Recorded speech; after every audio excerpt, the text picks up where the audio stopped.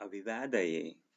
अत्र अन्तर्जालीयमाध्यमेन सरलसंस्कृतसन्धिशिक्षणकार्यक्रमे भवतीनां च स्वागतं करोमि।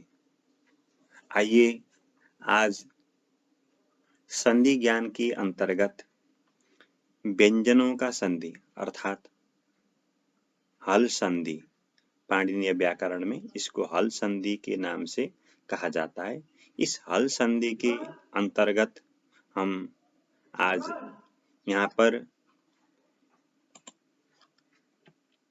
झलाम जसुनते अर्थात जस्त्व संधि, जस्त्व कहते हैं इसको, संक्षेप करते समय इसको जस्त्व इतनी छोटी नाम से छोटा नाम रख देते हैं और इस नाम से यह प्रसिद्ध है, जस्त्व संधि। झलाम जसुनते सूत्र है झलाम जसोनते। तो यहाँ पर झल क्या है, पहले इस सूत्र को समझने के लिए झल जस ये दो शब्दों को समझना है। झल और जस में झल के अंतर्गत झल प्रत्याहार कहा गया है और जस के अंतर्गत भी जस प्रत्याहार कहा गया है। तो झल प्रत्याहार पर कौन कौन आते हैं, तो ये आते हैं। अगर आपको प्रत्याहार का ज्ञान हो तो सही रहेगा, झल प्रत्याहार। और प्रत्याहार का ज्ञान नहीं तो प्रत्याहार का ज्ञान कैसे कर सकते हैं, उसके लिए हमने सबसे पहले वीडियो बना रखा है, उस पर देख ले तो ठीक से समझ सकते हैं। तो झल के अंतर्गत झ भ घ ढ ध ज ब ग ड द ख फ छ ठ थ च ट त क प स श ष ह इतने अक्षर आते हैं। और जस के अंतर्गत ज ब ग ड द आते हैं। अब ये झल के अंतर्गत इतने अक्षर आए, जस के अंतर्गत ज ब ग ड द आए, तो ये अक्षरों के बीच में कुछ कुछ अगर प्रत्याहार मालूम ना हो तो कठिन रहती है। तो इसको और सरल से समझते हैं।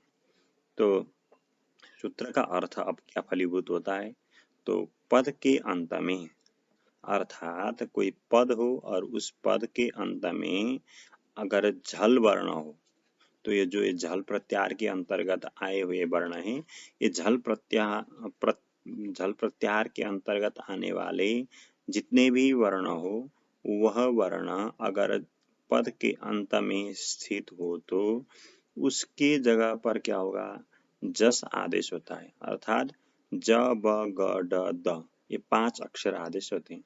सूत्र का तात्पर्य ये फलीभूत हुआ, अर्थात जस्त्व संधि के अंतर्गत झल प्रत्याहार के अक्षरों के स्थान पर अगर अंत में हो, अंत्य में अर्थात अंत में हो झल अक्षर, तो उसके जगह पर ज ब ग ड द आदेश हो जाते हैं।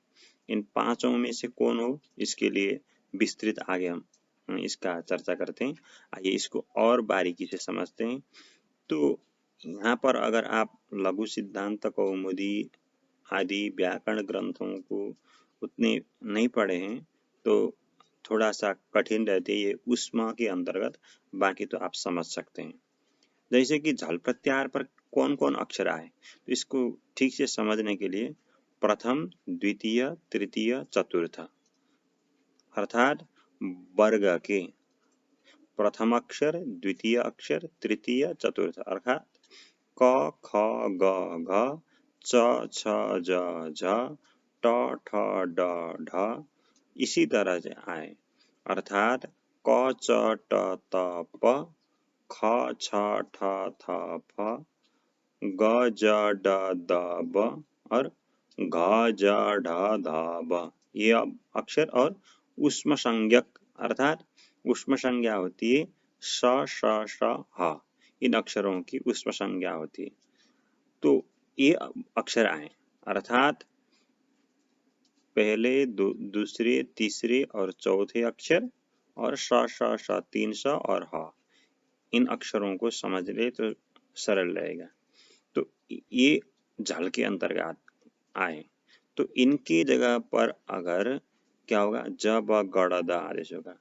तो फिर ज ब गड़ द तो यहाँ पर तृतीय अक्षर के अंतर्गत ग ज ड द ब में आ गए। तो इसके अंतर्गत ही फिर ज ब गड़ द के जगह पर ज ब गड़ द ही आदेश क्यों किया जाता है? तो इसके लिए ये कहीं पर प्रवृत्त होता हो तो वह सूत्र वहां पर प्रवृत्त हो जाता है। तो सूत्र यहाँ पर प्रवृत्त हो सकता है, इसलिए वहाँ जहाँ प्रवृत्त होता है वहां पर सूत्र की प्रवृत्ति होती है, पाणिनीय सूत्र के नियम है। तो अब इसको और बारीकी से समझते हैं। तो सरल है, अगर पद के अंत में च छ ज झ और तालव्य शकार आ जाए तो क्या होगा, जकार आदेश हो जाएगा इस सूत्र से। इसी तरह अंत्य में प फ ब ब ये 4 अक्षर आए तो ब आदेश होगा, और क ख ग घ और ह अक्षर आए अंत में तो उनके जगह पर क्या होगा, ग आदेश होगा। इसी तरह से ठ ठ ड ढ और श आ जाए तो अंत में ये आते हैं तो ड आदेश हो जाएगा। इसी तरह से त थ द ध और दंत्य शकार आ जाए तो अंत्य में क्या होगा, इन अक्षरों के जगह पर द आदेश होगा। अर्थात ये हुआ कि इन अक्षरों में से कोई एक अक्षर आता है, जैसे च छ ज झ स के अंतर्गत अगर ज आया अंत्य में तो ज की जगह पर क्या होगा, ज ही आदेश करेगा। छ आया तो छ की जगह पर ज ही आदेश करेगा।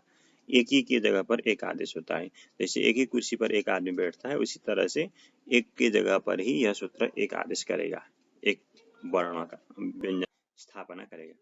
तो इसके और अब उदाहरण पर जाते हैं। इसके उदाहरण के अंतर्गत एक उदाहरण दिया गया है, प्रसिद्ध उदाहरण है वाक ईश। वाक ईश अर्थात वाक में क्या है, ककार है। ककार क्या है, झल के अंतर्गत आता है। क है ना, क ख ग घ ये 4 अक्षर और ह के जगह पर क्या होगा, ग होगा, कहा था। तो यहाँ पर क्या है, क है। क तो पद के अंत में भी है, तो ककार की जगह पर क्या होगा, ग आदेश होगा। तो वा क को हटाकर क्या हुआ, ग हुआ। वाग और ईसा हुआ, तो मिला दीजिए, ग दीर्घ है, ग के बाद दीर्घ इकार है, तो दीर्घ इकार लाकर रख दीजिए, वागीसह, ऐसा अर्थ होता है। इसका अर्थ होता है वाणी का पति। इसी तरह सुप अंत, सुप में क्या है, पकार है। पकार अंत में प फ ब भ इन 4 अक्षरों की जगह पर क्या होगा, कहा था ब आदेश होगा। तो प की जगह पर क्या हुआ, ब आदेश हुआ। तो सु ब अंत हुआ, तो ब जाकर अ में मिल गया, तो सुबंत। अर्थात प फ ब तृतीय अक्षर है ना ब, तो तृतीय अक्षर आदेश होता है। तृतीय ब है तो ज ब ग ड द में ब है, तो यह मिलने कारण अपने समान मिलने के कारण ब आदेश हुआ। इसी तरह क्या है, तो तिप अंत, तिप में क्या है, पकार है। तिप में पकार है तो पकार होने के कारण प की जगह क्या होगा, ऊपर प की जगह ब हुआ। इसी तरह से तिप के पकार की जगह पर क्या हुआ, ब हुआ, तो तिप अंत हुआ, तो ब जाकर अ पर अ से मिल गया, तो क्या हुआ, तिबंत, ऐसा रूप बन जाता है। सुबंत, तिंगंत, ये सुबंत अर्थात सु औजस आदि प्रत्यय लगे हुए को सुबंत कहते हैं, और तिप आदि प्रत्ययों को तिबंत कहते हैं।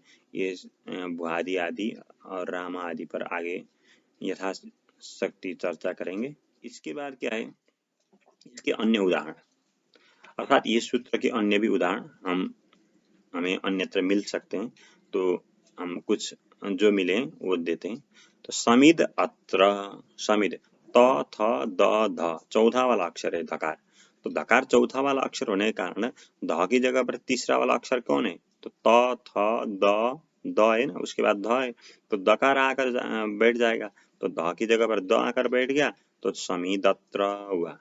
इसी तरह से सम्राट इच्छति, सम्राट टकार है, सम्राट और इच्छति टकार है, अंत्य में है, पद में है, तो टकार की जगह पर क्या होगा, डकार होगा, क्योंकि तृतीय अक्षर ट ठ ड है। डकार होने के कारण ज ब ग ड द में ड है, तो ट को हटाकर क्या हुआ, ड हुआ, तो सम्राट इच्छति हुआ। इसी तरह त्रिष्टुभ आदि, त्रिष्टुभ आदि भकार है, प फ ब भ, तो भकार होने के कारण भ को क्या होगा, तो भ की तृतीय अक्षर क्या है, तो बकार है। बकार होने के कारण भ को हटाकर क्या हुआ, ब आकर बैठ गया।